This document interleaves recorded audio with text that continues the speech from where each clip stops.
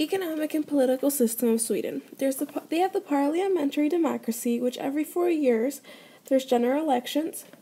They have in the Swedish constitution there's 4 fundamental laws. There's the instrument of government, the Act of Succession, which was adopted in 1810, the Freedom of Press Act, which is the freedom to publish books, journals, and newspapers. And they also have the fundamental law on the freedom of expression, which was the recently made in 1991.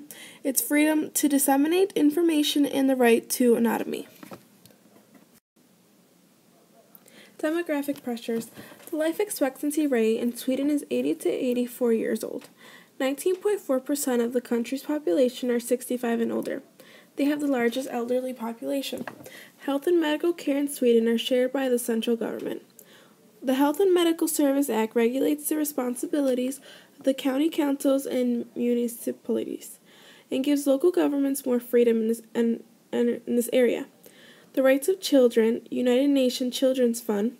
They also have an organization called the Ombudsman for Children. The government agency is tasked with representing children regarding their rights and their interests. The unemployment rate in Sweden is 8.5%. Refugees and IDPs.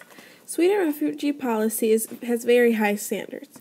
They offer Syrian asylum seekers permanent residence and a chance to resettle. They also permit family reunification, accepting more Syrian refugees than any other Western country. In 2012, Sweden received more than 7,800 asylum requests. That's more than France, UK, US, Australia, and Canada combined. In the graph that I have up here, they're the 10 most common nationalities among asylum seekers in Sweden. As you can see, Syria is the one that has requested most requests for Sweden. They also have Eritrean, stateless, Somalia, Afghanistan, Iraq, Albania, Serbia, Kosovan, and Ukraine. So as you can see, a lot of people really are trying to get in to Syria's refugee camp. Scarcity with energy use. Sweden's shift from oil to district reduced country's greenhouse heating and gas emissions. 80% of the heat and water is to Sweden's apartment blocks. Waste management uses vacuum suction to transport household waste into a central tank underground.